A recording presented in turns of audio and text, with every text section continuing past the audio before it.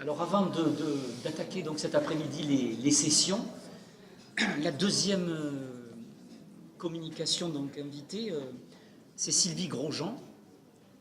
Alors Sylvie Grosjean donc est professeure agrégée au département de communication de l'université d'Ottawa.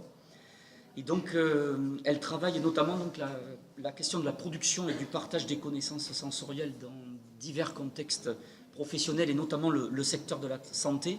Et puis aussi les questions d'implantation donc des innovations technologiques dans les organisations. Voilà. Sylvie également est donc une des 6 membres donc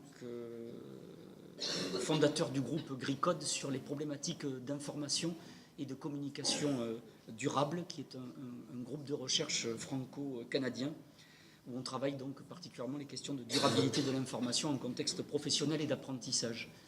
Le propos de Sylvie Grosjean, donc, vous voyez le titre, c'est « Mise en scène de savoir et processus d'affiliation professionnelle, suivre le travail de rédaction d'un rapport d'audit ».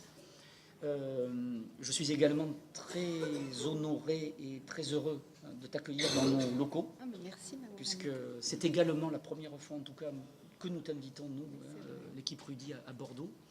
Et donc, au nom de l'ANR, sois la bienvenue. Donc, tu disposes également de 45 minutes de présentation et on gardera le même format, c'est-à-dire 15 à 20 minutes de questions-réponses, en sachant que la pause buffet est prévue sur une base d'1h30, donc on pourra très bien poser quelques questions en sus si vous en ressentez le besoin. Il n'y a aucune difficulté à ça. Sylvie, nous t'écoutons. Merci. Eh bien, merci pour l'invitation. Donc, ça va être l'occasion pour moi de partager quelques réflexions. Alors, vous avez vu que la deuxième partie du titre a changé parce qu'en travaillant et en discutant avec Vincent, j'ai décidé de ne pas me présenter qu'un seul cas, mais vous verrez 3 cas qui vont permettre de nourrir ma réflexion. Alors, là, ce matin, je vais m'intéresser à travers cette communication aux pratiques d'écriture. Qu'elles soient numériques ou non, qui sont au cœur de nos organisations. Alors évidemment, je vais me situer et je vais parler en tant que spécialiste des communications des organisations et notamment qui regarde les communications de l'intérieur. Et la question que je vais poser, qui va être un peu le fil conducteur comme ça de ce que je vais dire, c'est qu'est-ce qu'on peut apprendre de l'analyse de ces pratiques d'écriture, qu'elles soient numériques ou non, sur le fonctionnement de nos collectifs et plus spécifiquement sur le fonctionnement des organisations. Alors, dans cette communication, je vais avoir deux objectifs. Mon objectif va donc être double. Dans un premier temps, je vais essayer de comprendre en quoi les pratiques d'écriture dans une organisation peuvent être vues comme participants au processus d'affiliation professionnelle, parce que ce qui va être au cœur évidemment de mon propos, c'est l'affiliation professionnelle. On verra que cet acte professionnel suppose la mobilisation de certains savoirs, le respect de certaines règles qui participent du processus d'affiliation. On a cité Coulon ce matin, on disait, Coulon dit « Par affiliation, il faut entendre le processus qui consiste à découvrir et à s'approprier les allants de soi et les routines disséminées dans les pratiques ». Moi, alors, ce que je vous propose ce matin, c'est de plonger au cœur des pratiques et de tenter, justement, en les regardant de l'intérieur, en les suivant de l'intérieur, d'essayer de regarder comment ce processus d'affiliation s'opère. Je vais aborder dans cette communication la notion d'affiliation professionnelle dans sa dimension à la fois processuelle et communicationnelle. C'est l'axe sur lequel je vais me concentrer, c'est-à-dire que je vais entrer au cœur de l'organisation et plus spécifiquement, vous le verrez, j'essaye d'entrer au cœur des interactions qu'il se passe dans ces organisations pour justement suivre ce processus. Et donc, dans un premier temps, je porterai mon regard sur la réalisation d'un écrit professionnel. C'est un cas qui va me servir d'illustration pour essayer d'illustrer mon propos. Donc, un écrit professionnel en entreprise qui est la rédaction d'un rapport d'audit. Dans un second temps, je me propose d'interroger les pratiques d'écriture dans un contexte de numérisation des organisations. Alors évidemment, la numérisation des organisations de manière générale a modifié considérablement l'environnement de travail des employés, a permis une certaine forme, alors le terme est mal utilisé, j'en conviens, une forme de dématérialisation de l'information. Alors j'utilise le terme de dématérialisation, sachant que ce n'est pas totalement une dématérialisation, mais c'est parce que je n'ai pas trouvé d'autres mots pour essayer d'illustrer mon propos. Dans mon cas, ça va renvoyer surtout à l'affranchissement de l'information de son support papier, notamment dû à la numérisation des données. Donc on verra que cette forme de dématérialisation, entre guillemets, de l'information va générer ce que Carl Weick nomme de l'équivocité. Je reviendrai sur ce terme-là plus tard, qui amène les acteurs organisationnels à opérer un travail d'équipement, et la notion de travail d'équipement, je l'emprunte à Dominique Vinck. Et c'est ce que je vais essayer de montrer dans la deuxième partie de mon propos. Et pour cela, je vais m'appuyer sur 2 cas dans le secteur de la santé. Pourquoi le secteur de la santé? Parce que les professionnels qui évoluent dans ce secteur-là évoluent dans un monde peuplé d'écrits, on le verra, qu'ils soient numériques ou non. Et les infrastructures informationnelles sont pour une large part des infrastructures scripturales, composées de documents papier et numériques, de formulaires, de notes manuscrites. Et comme le disent, et le suggèrent d'ailleurs David Pontil et Jérôme Denis, je propose ici de passer d'une analyse de l'écrit au travail à une analyse du travail de l'écrit, afin de révéler les opérations concrètes et les compétences, les savoir-faire sur lesquels repose ce travail d'équipement de l'infrastructure informationnelle qui compose et fonde les organisations de santé. Alors rapidement, le plan de mon intervention, il y aura 4 parties. Un premier cadrage théorique pour que vous puissiez voir d'où je pars et où est-ce que je me situe. Ça sera assez rapide parce que ce n'est pas vraiment le cœur de mon propos. Et ensuite, je partirai sur mes deux cas qui vont me permettre d'illustrer mon propos et d'amener la réflexion. Et on ouvrira un petit peu après sur quelques questions. Donc le rapide cadrage théorique, les travaux que je vais vous présenter aujourd'hui s'inscrivent dans le prolongement de ce qu'on appelle les practice-based studies, donc les approches par la pratique, et les approches constitutives des organisations. Alors il est important de préciser que pour Nicolini, Gherardi et d'autres chercheurs, plusieurs éléments caractérisent ces practice-based studies. Tout d'abord, ces études sont orientées vers l'analyse des processus de création, de production de savoir dans l'action et portent une attention spécifique sur la nature située et processuelle de la création de savoir. De plus, ces approches par la pratique ont un intérêt pour les aspects sociaux des connaissances et de l'apprentissage, notamment en proposant d'en regarder leur production comme un phénomène social et non pas uniquement cognitif. Et les chercheurs s'inscrivant dans une telle approche portent une attention particulière, notamment aux conflits, aux incohérences, aux tensions, aux paradoxes, considérant que toute perturbation est aussi une opportunité pour apprendre et innover. Et enfin, il est important de souligner que les aspects matériels et historiques de la vie sociale sont pris en compte pour comprendre comment les connaissances et l'apprentissage émergent de la pratique. Autrement dit, ces approches par la pratique insistent sur l'idée que la connaissance produite en situation via l'action est une connaissance qui se constitue à la fois dans la relation à l'autre, mais aussi dans le monde dans lequel on s'inscrit, soulignant ici la dimension éminemment relationnelle, communicationnelle du processus de création de connaissances. On peut donc considérer que ces approches par la pratique abordent la communication non pas comme un épiphénomène, et c'est pour ça qu'elles m'ont intéressée, mais pour elles, la communication, c'est vraiment la matrice au sein de laquelle se constituent des connaissances et de l'organizing, comme pour reprendre un terme à Carl Weick. On peut donc rapprocher ces approches à de nombreux travaux qui sont faits aussi en communication organisationnelle et qui proposent de regarder la communication comme un processus organisant et ainsi montrent en quoi les processus communicationnels participent à la création d'une collectivité en organisation. Les chercheurs s'inscrivent dans ce que l'on nomme aujourd'hui une approche constitutive de la communication organisationnelle et proposent de regarder l'organisation comme un construit collectif émanant des interactions des membres entre eux et avec des entités non humaines, textes, artefacts, technologies. Ajoutons que les approches constitutives nous invitent à porter notre attention sur des événements communicationnels qui constituent une réalité organisationnelle. Et l'idée est de prendre en considération non pas uniquement les conversations ou l'activité langagière qui peut se déployer au sein d'une organisation, mais aussi de saisir la dimension performative des objets, des technologies et des corps.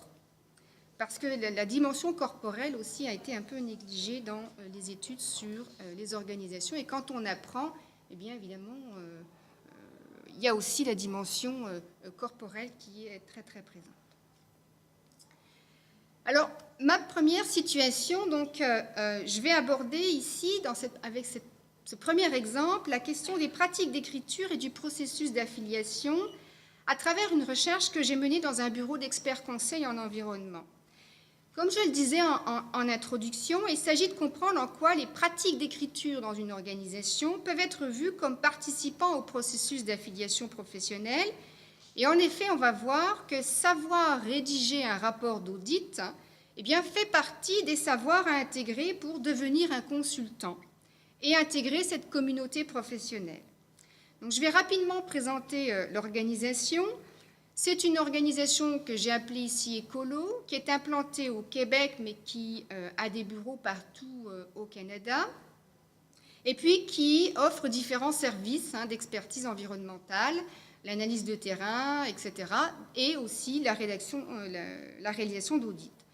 J'ai mené une recherche ethnographique dans ce bureau d'experts conseils, et j'ai eu l'occasion, pendant cette recherche ethnographique, d'assister à une séance de travail en deux consultants autour d'un rapport d'audit.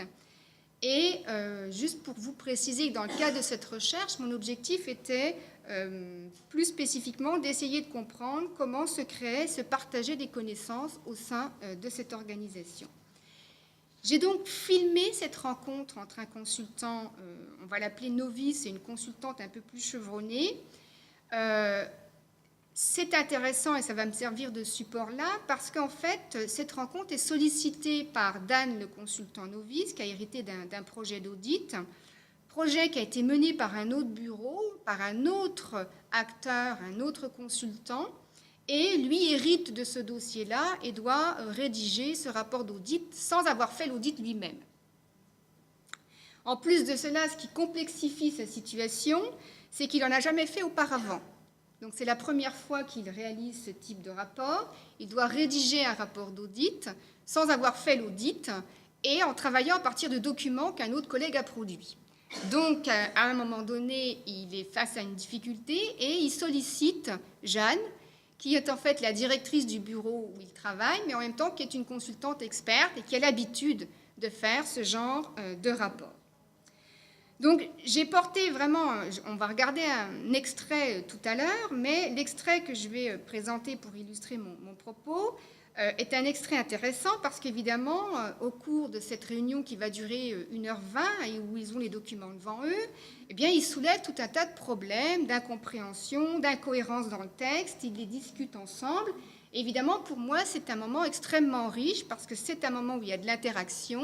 Et comme je vous disais tout à l'heure, je plonge au cœur de l'interaction, donc je les filme, essayer de voir comment elle va partager avec lui des connaissances, comment lui va aussi s'approprier cette forme d'écrit-là. Rapidement, pour vous présenter comment se déroule un audit, ce qui va vous permettre de mieux comprendre tout à l'heure ce qui se passe. Comme je vous le disais, on a en fait un audit qui a été demandé pour un centre de traitement des déchets par un commanditaire canadien. Donc le commanditaire, lui, élabore ce qu'on appelle un protocole d'évaluation. Donc il y a déjà un premier document qui est élaboré par un commanditaire avec un certain nombre de questions auxquelles on doit répondre dans ce document-là. Yann, un premier consultant d'un autre bureau, a fait la consultation sur site. Il a fait une visite de site, il a complété ce protocole d'évaluation en visitant le site. Et à partir de ce document-là, qui a été donné à Dan, eh bien Dan doit rédiger le rapport final d'audit. Et évidemment, moi, j'ai posé ma caméra au moment de la réunion, où Dan et Jeanne sont tous les deux face à tout un tas de documents.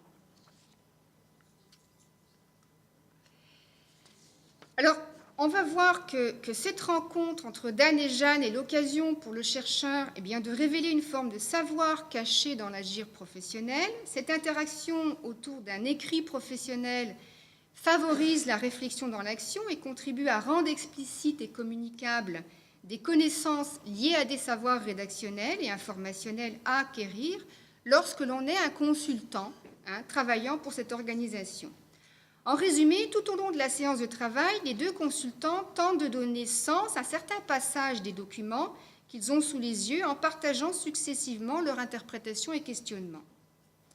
Donc ils complètent leur lecture, se répondent, construisent de nouvelles pistes d'interprétation, posent des actions correctives, définissent une stratégie pour compléter l'information. Et l'analyse globale de travail entre Dan et Jeanne m'a permis d'identifier plusieurs épisodes et aussi plusieurs formes de savoir qui émergent. Tout d'abord, il y a un savoir comprendre et interpréter les attentes du commanditaire, qui s'appuie sur un travail de traduction qui est produit par Jeanne au cours de l'interaction, ce qui permet à Dan de mieux saisir les implicites relatifs à certaines questions qui sont posées par le commanditaire dans ce fameux formulaire type que je vous ai décrit tout à l'heure. Ensuite, il y a un savoir analyser et cibler les informations utiles à la rédaction du rapport, ce qui renvoie plus spécifiquement là aux méthodes de travail à mettre en œuvre pour compléter les informations manquantes, réduire des imprécisions ou interpréter des données qui doivent être intégrées au document. Et je porterai mon attention tout à l'heure, l'extrait qu'on va regarder, c'est un extrait qui se situe là. Et enfin, il y a d'autres types de savoir, c'est savoir combiner, présenter les informations dans le rapport, savoir qui repose sur des règles d'écriture qui sont coélaborées par les deux consultants au cours de la séance de travail. Et ces règles d'écriture sont des normes, des savoir-faire que les consultants doivent acquérir et d'une certaine manière, être un consultant, c'est entrer dans des pratiques d'écriture, c'est aussi s'affilier à sa communauté via des normes à intégrer et ces normes d'écriture sont là très présentes. Alors voilà un extrait, juste pour vous illustrer un peu le propos. Au cours de la rencontre, les deux consultants échangent à la fois sur la réalisation du rapport, mais définissent aussi une méthode de travail qui devrait organiser et soutenir la production d'un tel rapport. Et dans ce court extrait, Jeanne propose à Dan d'appliquer une façon de faire, une méthode. Par exemple, elle lui dit « tu réfères à des conclusions, tu peux cibler un mois », faire un échantillonnage de données, etc. Tout ça pour permettre à Dan de valider des données et d'en extraire une analyse. Et par la suite, elle justifie, elle dit « parce que c'est quand même libre à toi de choisir ton échantillonnage. Donc il y a des choses que tu peux, tu as une marge de manœuvre, tu as une flexibilité par rapport à toutes les données dont tu as à ta disposition. »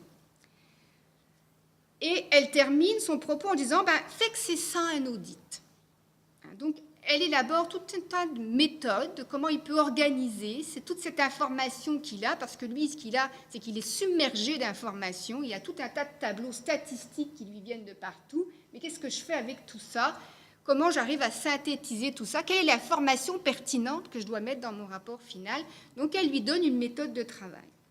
Et à la fin de son intervention, elle explicite une norme, elle dit « c'est acceptable quand tu l'écris, comment tu as eu, etc. » qui réfère à une pratique qui est tolérée par l'organisation, même si tu n'as pas une information très très précise, mais à partir du moment où tu dis comment tu as obtenu cette information, ça reste correct, c'est légitime de faire comme ça.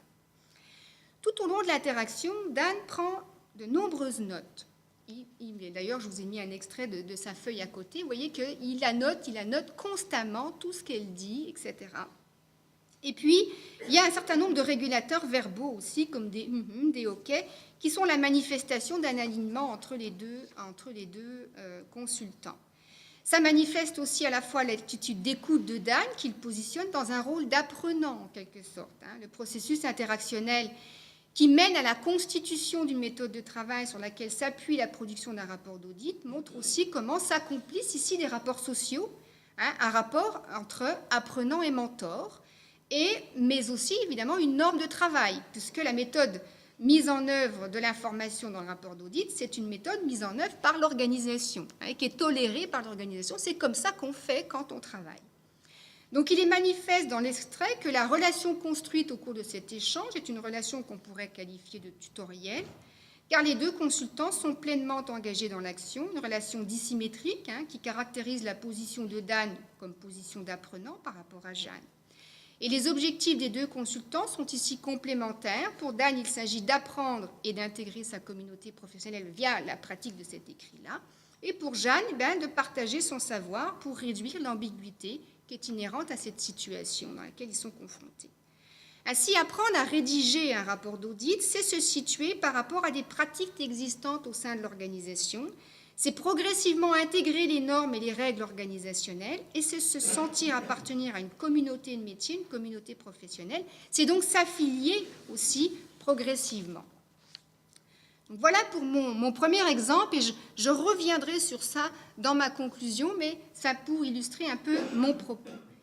Dans un deuxième temps, je vais, là on vient de voir comment le fait d'entrer dans des pratiques d'écriture, d'accéder à une forme de savoir écrire, comme un consultant, contribue au processus d'affiliation.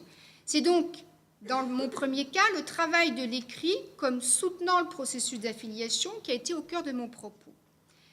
Là, maintenant, on va regarder de plus près les pratiques d'écriture dans un contexte de numérisation des organisations, et mon objectif sera ici de souligner le travail de l'écrit par un collectif de travail.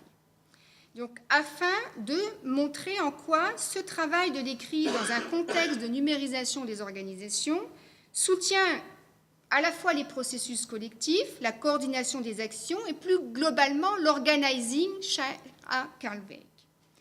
Pour cela, je vais prendre deux cas pour illustrer mon propos, le cas des systèmes d'information médicaux et un autre cas, le cas des systèmes de gestion des urgences. Donc, l'objectif des systèmes d'information médicaux, c'est d'assurer, dans les hôpitaux en l'occurrence, une traçabilité en temps réel des activités et des informations qui sont relatives à la prise en charge d'un patient. Donc, il s'agit également de prendre en charge la coordination des soins au sein et entre services, et en cela d'outiller la communication entre les professionnels de la santé, de coordonner leur action et de soutenir aussi la circulation de connaissances médicales. À partir de l'exemple que je vais présenter tout à l'heure, mon objectif sera de rendre visible l'invisibilité du travail d'écriture dans une organisation de soins pour mieux comprendre en quoi coexistent au sein d'une même organisation diverses formes de pratiques d'écriture qui ne sont pas exclusives, mais complémentaires et qui appartiennent au collectif de travail. Mon deuxième cas va concerner un système de gestion des urgences et ce cas montrera en quoi l'information numérique confronte les individus qui doivent manipuler et travailler à partir de celle-ci à ce que Weick nomme l'équivocité. Et cette notion d'équivocité, en fait, renvoie à la présence d'interprétations multiples pour une même situation. Et nous verrons au travers de cet exemple-là comment les individus font face à cette équivocité, mais aussi on montrera comment ils reprennent le contrôle de leur environnement en se montrant créatifs dans leur quête de sens. En résumé, ces deux exemples me permettront de montrer comment les acteurs organisationnels opèrent ce que Dominique Weick nomme un travail d'équipement à la fois de l'objet technologique, mais aussi un travail d'équipement du collectif. Et dans notre cas, ce sont les pratiques d'écriture qui vont être au cœur de ce travail d'équipement, de ce processus d'équipement. Alors, pour illustrer mon propos par rapport au système d'information médicaux, je vais vous passer un extrait vidéo qui va montrer comment des infirmières travaillent avec ce système-là. Alors, la vidéo que je vais vous montrer, en fait, c'est une vidéo qui appartient à un projet de recherche qui est mené par des collègues à Toulouse, l'équipe d'Anne Mayer. Anne travaille depuis très très longtemps avec les hôpitaux toulousains. Ils ont fait de nombreuses heures d'observation, ils ont filmé, ils ont de nombreuses heures de films aussi. Et on a travaillé ensemble à partir d'un article Et c'est un petit peu les données de cet article-là que je reprends là.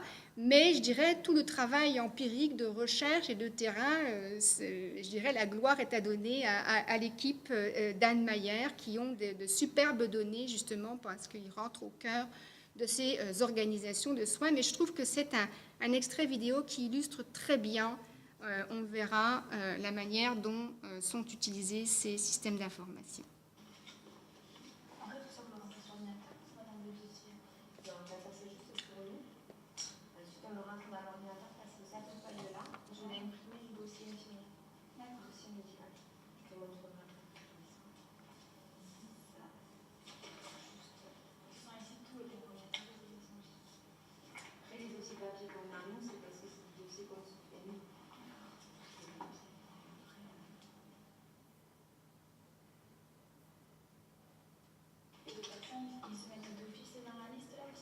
Non, en général, c'est les ambulanciers qui vont le faire à l'entrée.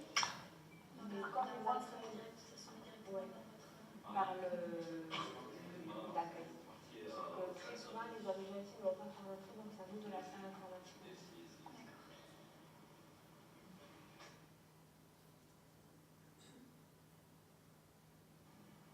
Je pense que ce monsieur a une trachéo, il va fermer la trachéo.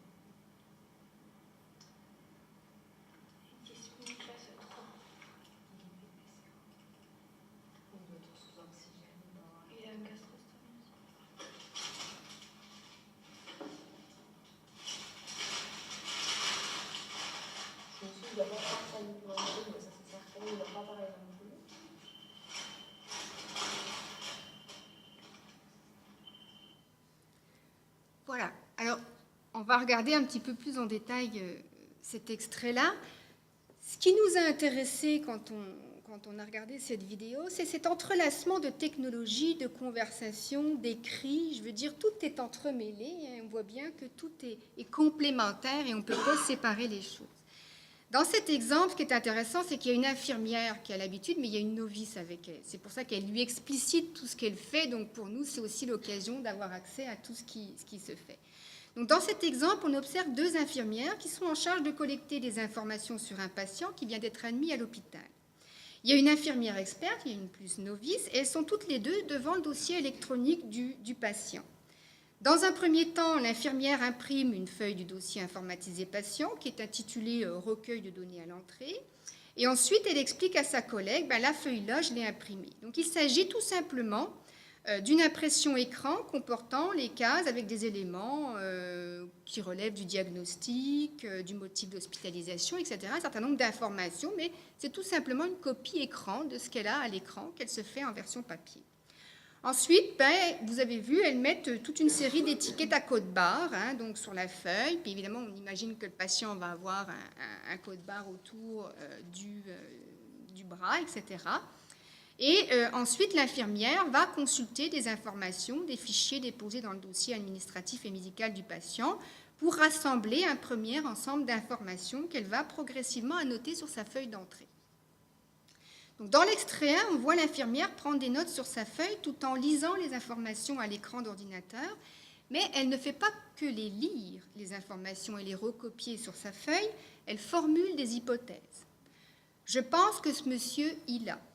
Et comme si elle traduisait en fait les informations administratives et médicales disponibles à l'écran en informations pertinentes pour son activité de soins.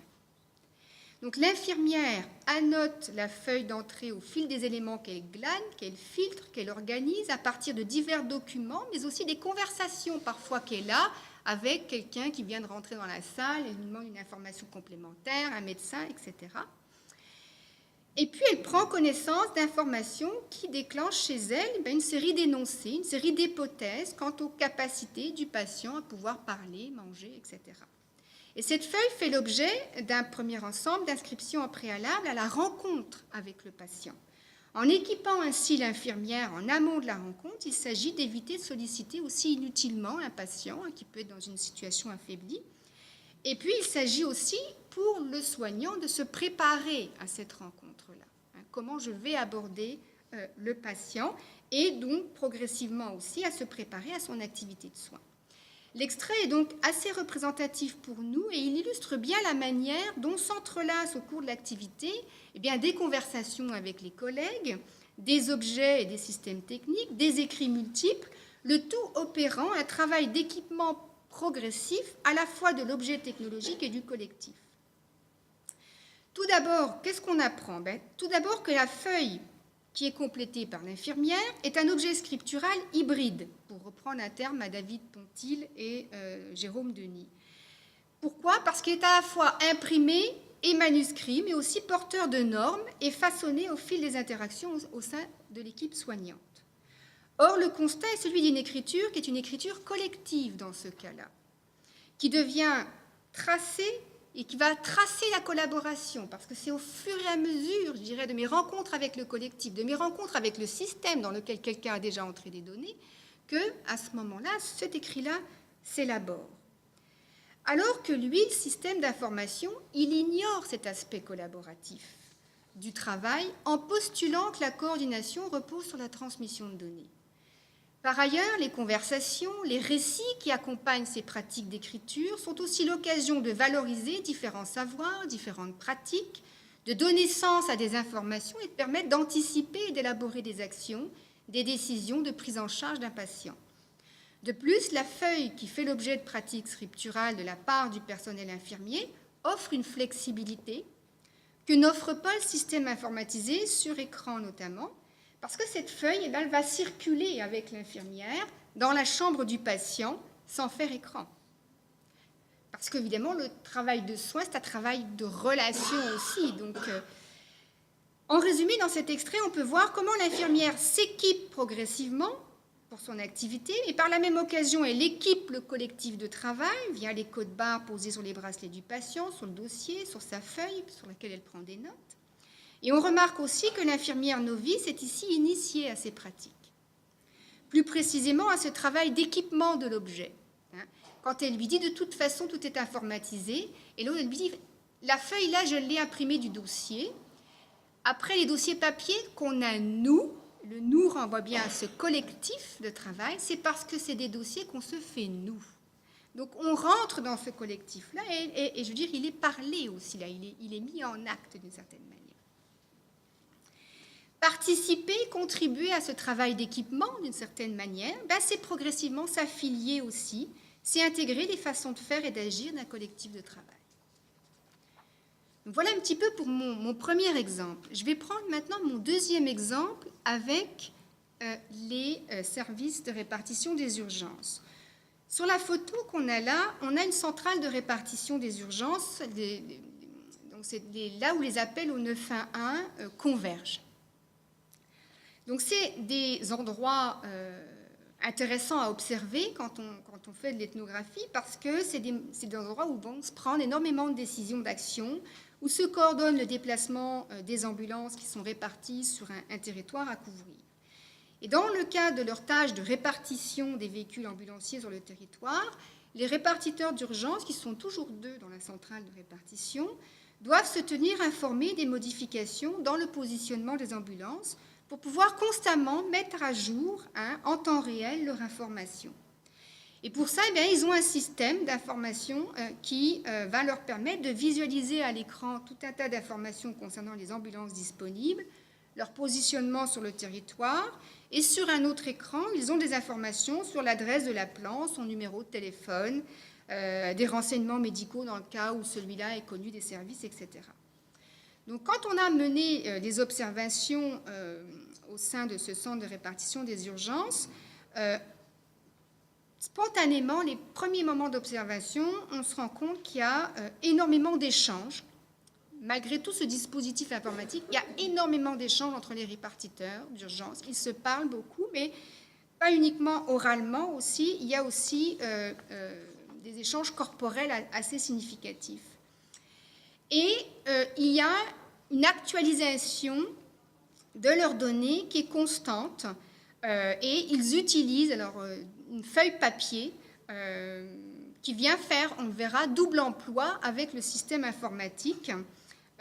Et cette feuille papier-là, elle est utilisée par tout le monde. Ce n'est pas juste une feuille pour un répartiteur, elle est imprimée en gros, il y a un paquet, et cette feuille-là, tout le monde l'utilise comme, et on verra tout à l'heure, je vous la montrerai, mais elle vient en backup quelque part au système d'information. Donc l'information qui est produite dans un centre de répartition des urgences est le résultat d'un travail de collecte, de tri, de traduction, de hiérarchisation de données à la fois numériques, mais aussi orales, qui une fois assemblées vont faire sens et permettent la prise de décision.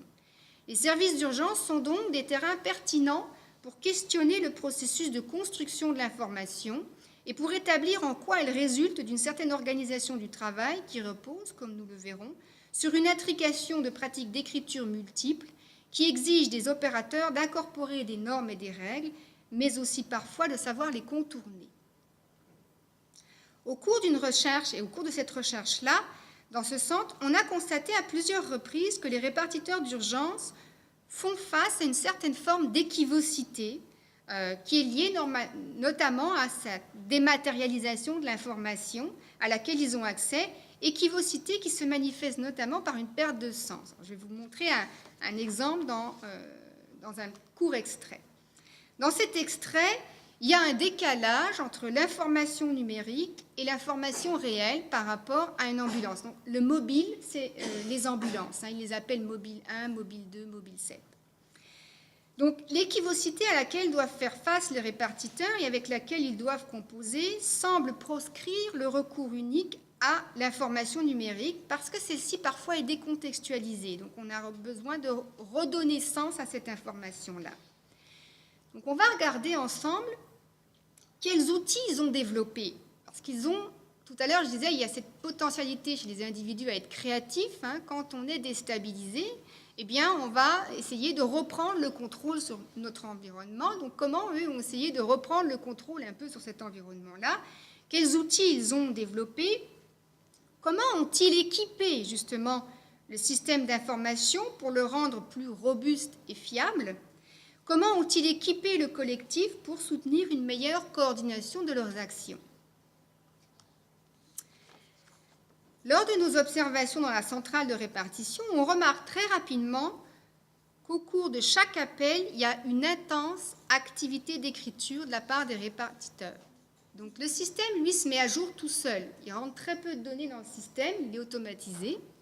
Mais eux, ils avaient une feuille, la feuille que je vous ai mis là, puis ils effaçaient, ils écrivaient systématiquement. Alors moi, je me suis dit, mais pourquoi? Je leur pose la question. Je leur dis, mais vous avez toute une infrastructure informatique avec un système de gestion de l'information et vous avez votre petite feuille et vous effacez.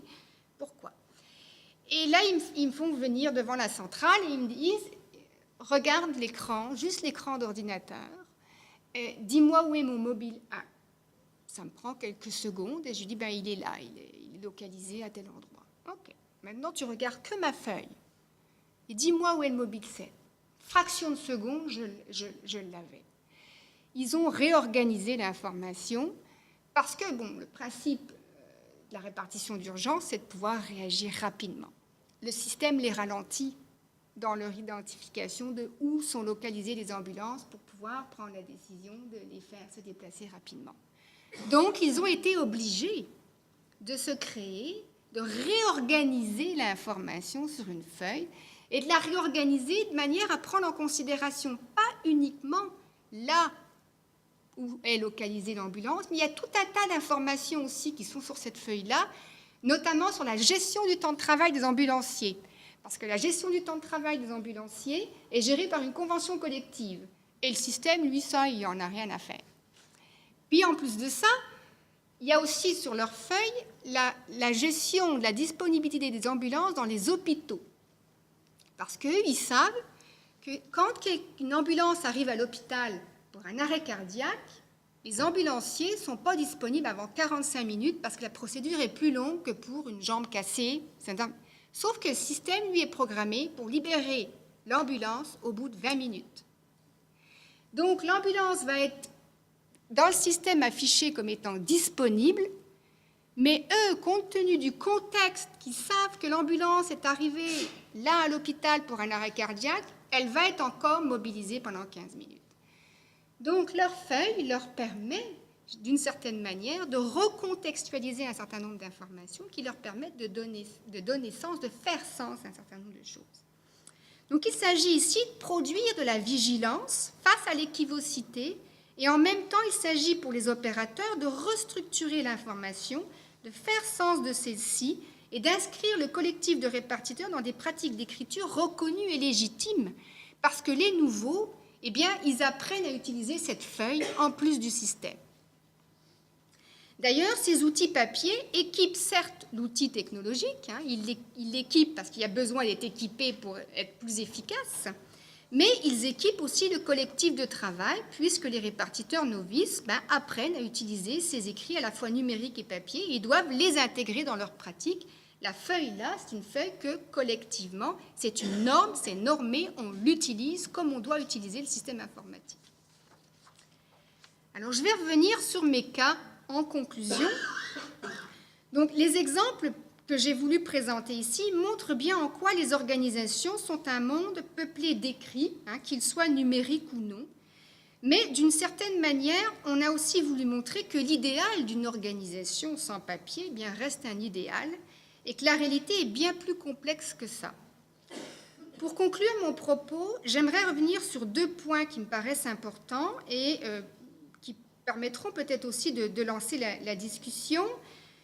Le premier point, c'est souligner l'importance que l'on a d'analyser le travail de l'écrit en organisation. On a vu que les membres d'une communauté de professionnels apprennent à réaliser certains types d'écrits et leur formation les entraîne à produire un scénario d'écriture que l'on peut juger normatif, mais qui leur permettent aussi de s'affilier.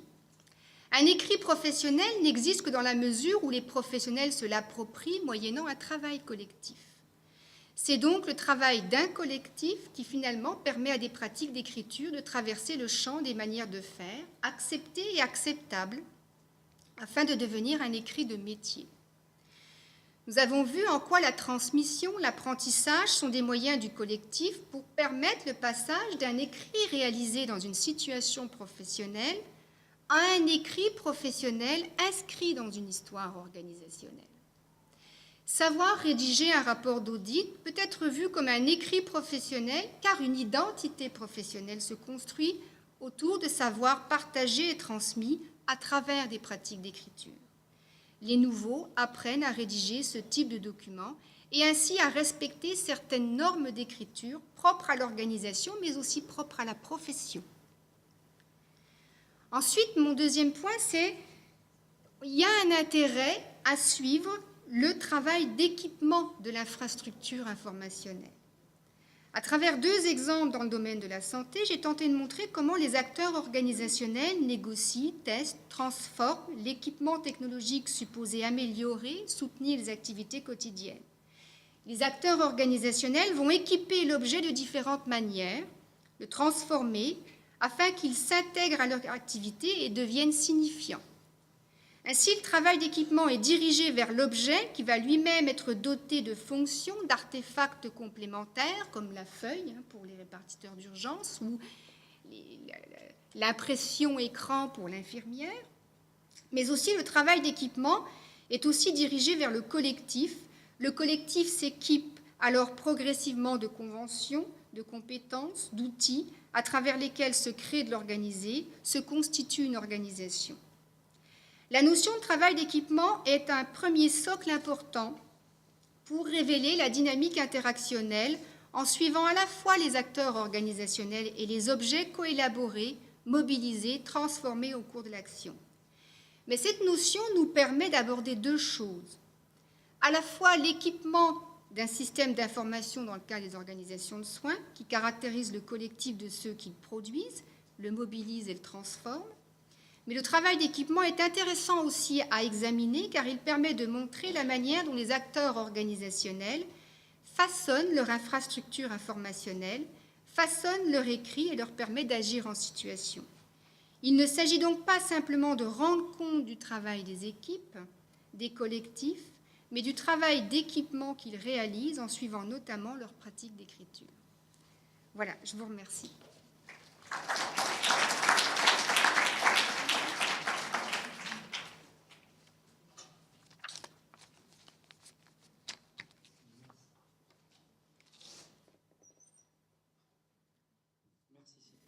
questions?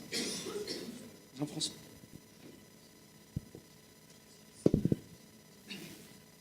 Bonjour, Jean-François Cessy, Université de Pau. Sur une de vos diapositives était indiqué que vous constatiez un décalage entre l'information réelle et l'information portée en numérique. Est-ce que vous pourriez approfondir qu'est-ce qui peut justifier un tel décalage? Ben, il y a plusieurs choses. Parfois, il s'est avéré que le système, par exemple, comme je disais, hein, quand une ambulance est prise dans un centre hospitalier, le système va la considérer comme étant libérée au bout de 20 minutes alors qu'elle ne l'est pas réellement. Et donc ça, c'est un décalage qui est assez fréquent. Là, en l'occurrence, ils avaient un mobile qui était le 1 ou le 7, ils ne savaient plus lequel c'était parce qu'ils n'étaient pas capables de reconstituer l'histoire des déplacements des mobiles à un moment donné. Il n'y avait pas de traces de cette historique-là, des décisions prises. Donc c'est plusieurs formes, hein, mais je crois que celle qui est apparue la plus importante, c'est quand le système libérait une ambulance dans un centre hospitalier alors qu'elle ne l'était pas. Donc ça, c'était quelque chose qui revenait très fréquemment parce qu'il était programmé comme ça. Donc c'est celle que j'avais repérée le plus. Puis à d'autres moments, il y avait un décalage entre, notamment, là, dans l'exemple, c'était le mobile 7 qui était à l'écran, alors que le vrai mobile, c'était le 1 qui était sur le lieu. Là, à ce moment-là, il y avait une actualisation qui ne s'était pas faite de l'information. Ils n'ont pas été capables de reconstituer où, mais du coup, il a fallu qu'ils aillent chercher de l'information auprès des ambulanciers, etc., pour essayer de vérifier laquelle information était la vraie, quoi. Là, on voit les limites du système informatique aussi, où ils ont besoin d'aller chercher ou en téléphonant à l'ambulancier pour savoir qui c'est, etc. Donc, à plusieurs reprises, il y a eu des décalages comme ça qui les mettent dans des situations d'incertitude, d'équivocité, et ils ne savent pas trop. Alors ça génère de l'insécurité, mais très rapidement, ils vont reprendre le dessus en ayant soit leur feuille qui va leur permettre de recontextualiser, ou alors en appelant parfois les ambulanciers pour essayer de reconstituer l'histoire des événements qui ont amené à ça. Là, ce qui se passe avec l'idée de mobile 1 et mobile 7 dans mon exemple, c'est parce que c'est peu de temps après le changement de car. Donc, ça met en contexte aussi, ça veut dire que les répartiteurs qui ont géré le déplacement des ambulances sont partis et c'est le nouveau quart de travail qui a repris. Donc, eux n'avaient pas forcément trace d'un certain nombre de choses, même s'ils s'échangent beaucoup d'informations, mais ils doivent le faire très vite dans les changements de quart parce qu'il ne peut pas y avoir de rupture comme ça, ce qui fait qu'il y a parfois de l'information qui passe entre les gouttelettes, je dirais.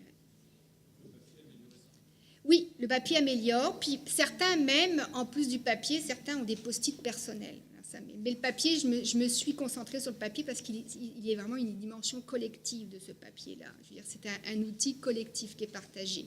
Mais il y en a d'autres qui ont des post-it aussi, un peu partout sur leur écran pour effectivement rappeler à la mémoire un certain nombre de choses.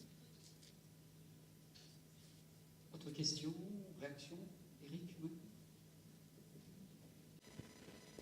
En premier lieu, merci pour cette présentation.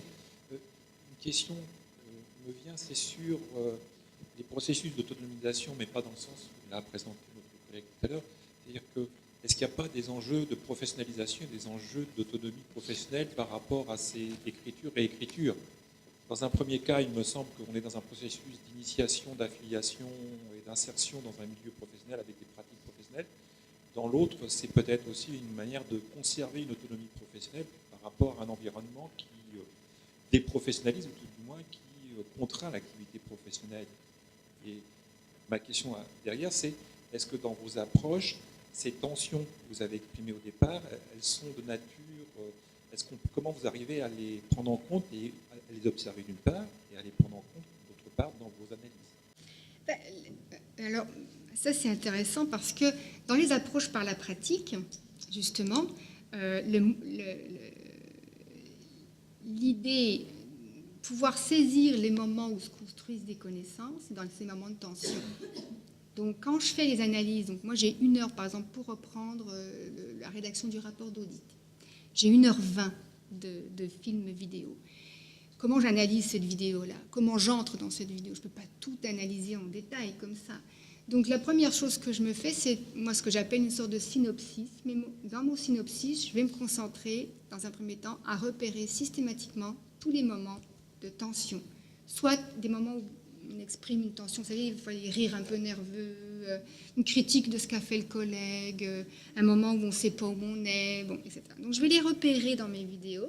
Une fois que j'ai repéré ces moments-là, ben, j'essaye de voir qu'est-ce qu'ils font après, comment ils cherchent à, justement, parce qu'on ne peut pas rester comme collectif ou comme individu dans ces tensions-là, dans ces incohérences.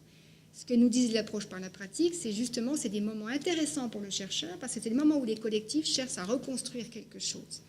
Donc du coup, moi, je les identifie, et à partir de là, je me dis, ben, c'est des moments que je dois regarder plus en détail, parce qu'après ça, il va se passer probablement quelque chose. Donc du coup, je me suis concentrée sur ces moments-là, et j'ai essayé de voir, justement, après, avec une analyse un peu plus fine et un peu plus minutieuse, qu'est-ce qui se produisait, qu'est-ce qu'il faisait pour essayer de retrouver une forme d'équilibre. Pour les organisations, comme par exemple les systèmes de gestion de l'information, c'est la même démarche. C'est la même démarche. Je me suis intéressée à des moments, quand ils utilisent le système les met en tension.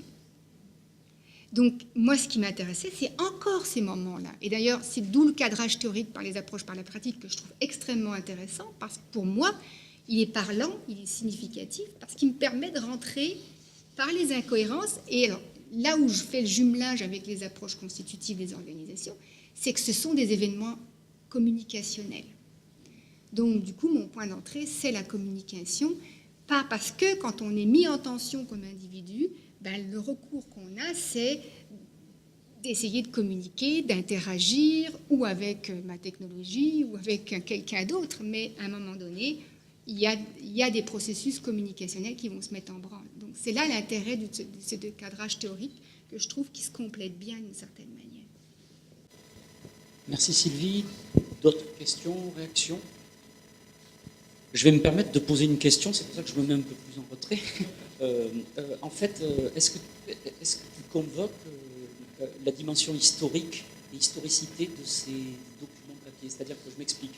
La question que je me pose, c'est est-ce que ce sont je vais les appeler des feuilles techniques, des traductions techniques, qui sont, entre guillemets, plutôt des objets imposés, c'est-à-dire imposés par finalement un expert, un ancien chef de service qui, à un moment donné, est arrivé un lundi matin pour avoir bien réfléchi un week-end et a proposé une synthèse qui est un objet violent, vraiment, dans le sens où c'est un acte de pouvoir sur le groupe, ou est-ce que ce sont vraiment des objets techniques, donc négociés, c'est-à-dire qui reposent sur une approche participante, négociée, les uns les autres, argument contre argument, avec une fonction dialogique.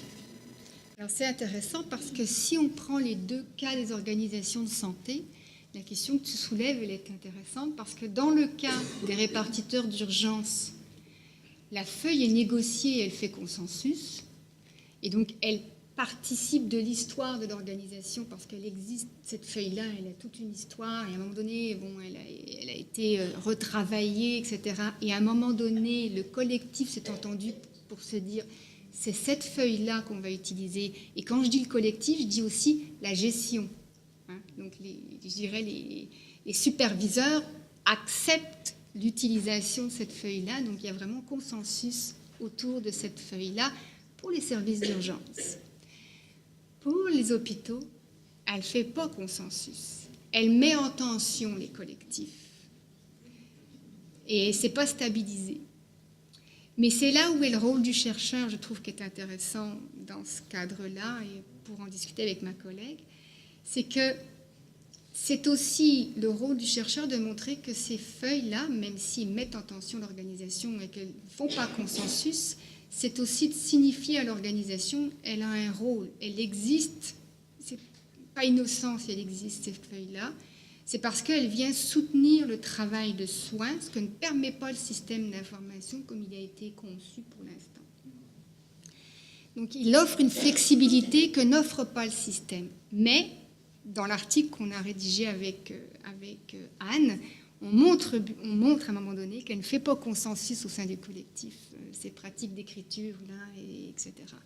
Et qu'il y a une mise en tension de l'organisation là, à travers cette feuille. Donc Donc dans les deux cas, je dirais, pour un, c'est l'histoire, l'organisation s'est stabilisée, pour l'autre, ça ne l'est pas du tout.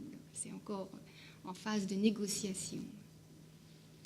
Et ce qui est intéressant, c'est que l'argument qui est avancé dans la mise en tension, c'est que ça enlève de la fiabilité d'organisation. On sait que les organisations de soins doivent être des organisations fiables.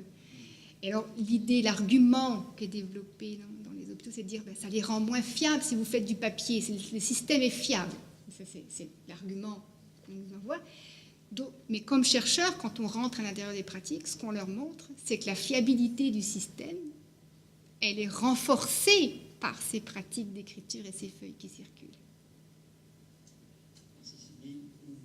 Question, oui. Est-ce que vous avez pu étudier aussi le cas des grandes catastrophes? C'est-à-dire qu'à un moment donné, l'organisation, ça achoppe, catastrophe aérienne, où tout d'un coup, il y a un procès qui se fait à l'intérieur de l'organisation pour chercher les coupables. Et à ce moment-là, il y a souvent réinterrogation justement des pratiques professionnelles qui étaient compensatrices par rapport à des dysfonctionnements. Et finalement, il y a parfois une rigidification de l'organisation a posteriori, et c'est très traumatisant pour l'ensemble des collectifs de travail pour retrouver un équilibre. Est-ce que ça fait partie des terrains que vous observez? Alors, je n'ai pas observé des situations de catastrophe comme a pu le faire Carl Weg dans ses travaux justement sur la fiabilité organisationnelle. Mais par contre, avec un de mes collègues, on a fait une série d'entrevues avec des infirmières gestionnaires qui n'avaient pas de jet, etc., donc fortement technologisées. Et puis, au cours de ces entrevues-là, est ressorti quelque chose d'intéressant, une notion qu'on utilise peu et que je trouve qui mériterait d'être approfondie, c'est qu'on s'est rendu compte que pour rendre fiable le système, pour éviter justement que ça s'écroule, elles improvisent. Et c'est grâce à l'improvisation que le système est fiable. Et alors, moi, je fais une intervention dans un hôpital, je leur présente les résultats et je leur dis, vous improvisez. Oh mon Dieu, là, j'ai fait bondir tout le monde. De leur dire qu'ils improvisaient et qu'ils étaient fiables parce qu'ils improvisaient dans un univers où tout doit être rationnel et très contrôlé, ça les a fait réagir. Et effectivement, je pense que ce travail d'improvisation, il est constant, mais il ne voit pas. Il n'est pas valorisé, au contraire, mais elle ne faisait que ça. Elle ne faisait que ça. Et dans les entrevues, c'était constamment ça. Constamment en train de revoir les priorités, de refaire. Il y a toujours...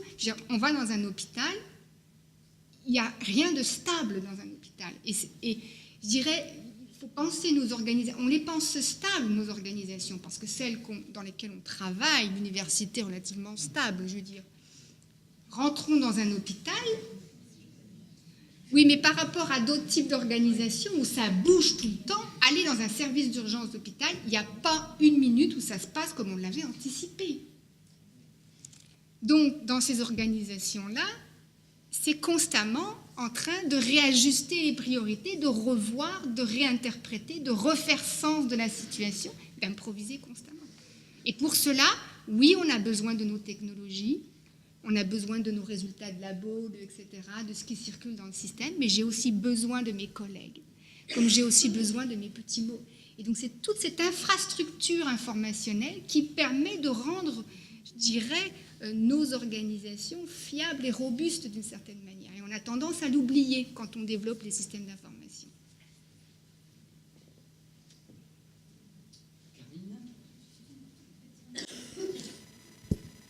Juste un petit détail. Comment vous organisez justement la restitution dont vous parlez auprès des professionnels que vous avez observés? Alors, par exemple, pour le cabinet de consultants, ils n'étaient pas très nombreux, ils étaient 14. Donc, ce qu'on a fait, on avait convenu que dans une réunion de service, j'avais un temps où je présentais les principaux résultats de la recherche. Ça fait toujours partie du contrat que j'ai avec eux. Parce que ma démarche de recherche, c'est une démarche ethnographique. Donc évidemment, c'est exigeant en temps pour le chercheur, mais c'est exigeant aussi pour l'organisation, parce qu'il y a une présence assez constante. Puis en plus, moi, je filme, j'arrive avec ma caméra ou avec mon enregistreuse, donc vous imaginez que c'est aussi coûteux pour eux d'une certaine manière. Donc il y a toujours un contrat au départ, quand je négocie l'entrée dans l'organisation d'une restitution. Alors après, on négocie ensemble, évidemment, la forme que ça prendra pour que ça s'intègre aux pratiques. Dans le milieu hospitalier, là, j'en commence une avec des infirmières, et la restitution va se faire ils ont des mini-causeries le midi, où ils abordent des sujets médicaux. Ça peut être, donc, je vais être invitée dans une mini-causerie, tout le monde sera invité, la restitution va se faire là. Donc les formes de restitution sont multiples.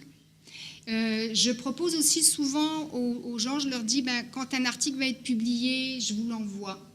Après coup aussi, je fais circuler les papiers en général.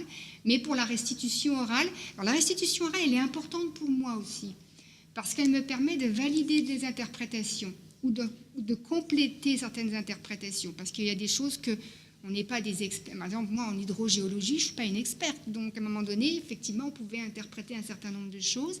Mais le fait de partager avec eux vient peut-être parfois amener des nuances ou des subtilités, ou même parfois des analyses qu'on n'avait pas vues du tout venir parce qu'ils voient des choses que nous, on n'avait pas vues. Donc, c'est vrai que ce moment de restitution, c'est aussi un moment de validation des données, mais ça peut être aussi un moment de réanalyse parfois des données ou de voir, tiens, peut-être ça, je n'ai pas assez creusé et il semble avoir réagi à ça. Et du côté réception, les gens... Ah oui, tout à fait. Moi, j'ai toujours eu alors, ça dépend. Alors, par exemple, c'est intéressant parce que dans l'entreprise privée, le cabinet de consultants, donc je leur présente, moi c'était sur la création de connaissances, le partage de connaissances, etc. Et je leur dis, je leur montre que c'est dans les moments de réunion, quand ils discutent à deux autour d'un problème, etc., qu'ils produisent de la connaissance, etc. Et là, le directeur du bureau me dit, oh, vous ne pouvez pas mettre ça sur papier. Je dis, pourquoi ? Parce que là, le siège social nous demande de couper dans nos temps de réunion parce que ça coûte trop cher. Et là, je leur dis, attendez, vous êtes un cabinet de consultants. Ce que vous faites payer à vos clients, c'est la connaissance que vous produisez, c'est l'expertise. Donc, ce que vous faites payer, c'est l'expertise. Et l'expertise, vous la produisez quand ? Là. Si vous coupez dans vos réunions, vous coupez dans votre business. Il suffit de dire ça à votre siège social. Donc, je leur ai fait une petite lettre. Et après, je dirais, ces données-là, elles leur appartiennent. Ils en font ce qu'ils veulent. Dans une autre organisation, j'analysais des arpenteurs géomètres. Puis là, on est venu à voir comment ils travaillaient, Et là, les ressources humaines sont venues me dire leur tâche est plus complexe qu'on pensait. Peut-être qu'il va falloir qu'on revoie la distribution des tâches, etc. Donc, ça peut amener parfois à des transformations que moi, je ne maîtrise pas du tout parce que ça accapare les données. Je veux dire, ils en font sens comme eux, ils veulent en faire sens aussi. Deux exemples un peu différents.